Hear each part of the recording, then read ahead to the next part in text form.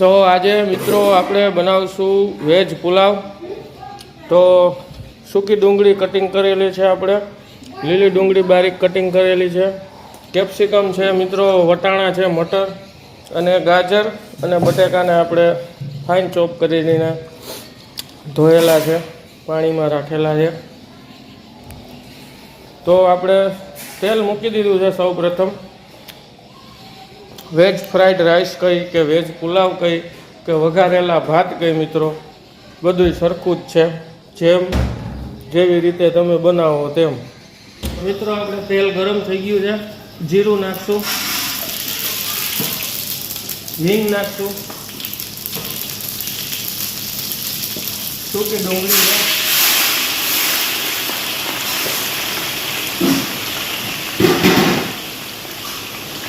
લીલી ડુંગળી છે,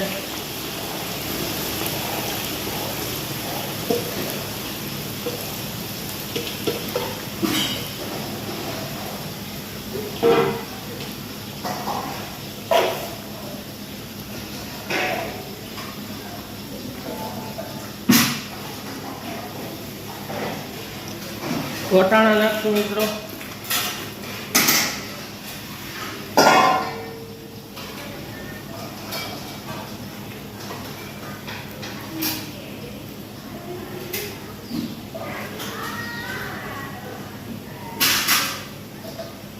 નાખી દઈશું બટેટા અને ગાજર,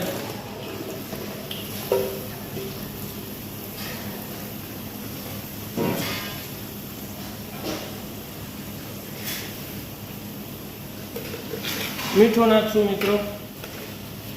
આપણે ભાતમાં બાફવામાં નાખેલું છે તો વેજીટેબલ્સ પૂરતું નાખશું, બટેટા ગાજર અને ડુંગળી પૂરતું।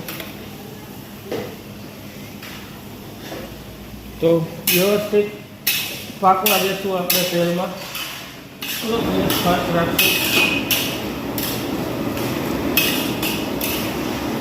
આપણે બટેટાને થોડોક સોફ્ટ થઈ ગયું છે, કેપ્સિકમ નાખી દઈશું,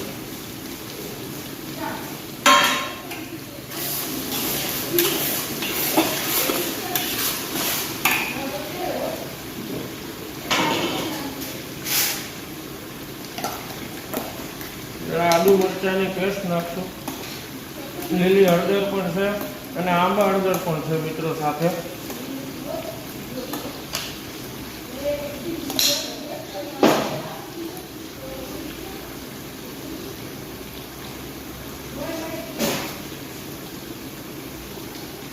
હળદર પાવડર નાખશું થોડો,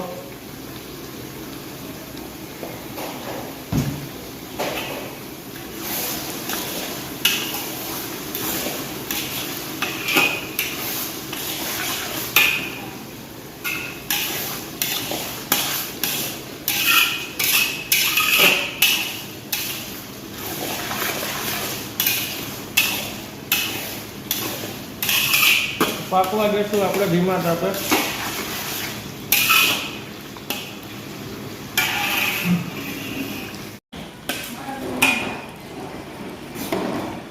તો મિત્રો આપણે વેજીટેબલ્સ બધા પાકી ગયા છે, ટમેટા બટેટા, વટાણા, કેપ્સિકમ, ગાજર બધું વ્યવસ્થિત પાકી ગયું છે। આપણે તો મરચું પાવડર નાખશું, ધાણા જીરું પાવડર નાખશું,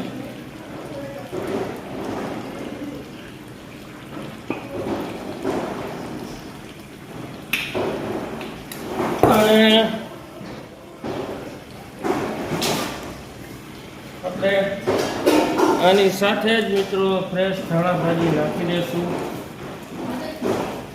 મસાલા હારે ધાણા ભાજી નાખવાથી સ્વાદ સારો આવે છે। તો મિક્સ કરી લઈએ આપણે વ્યવસ્થિત।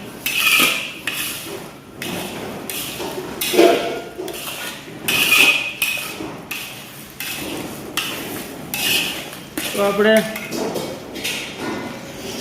ભાત બોઇલ કરેલા છે અને આપણે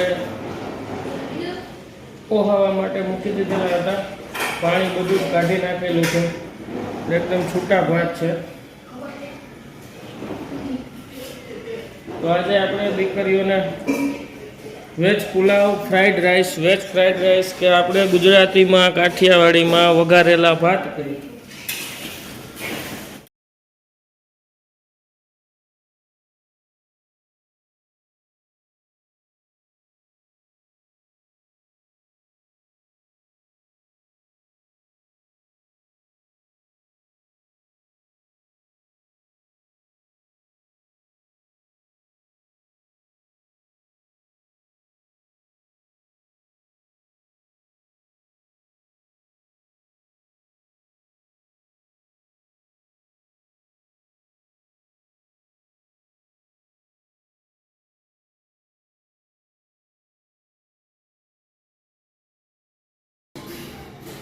તો તૈયાર છે મિત્રો આપણે વઘારેલા ભાત.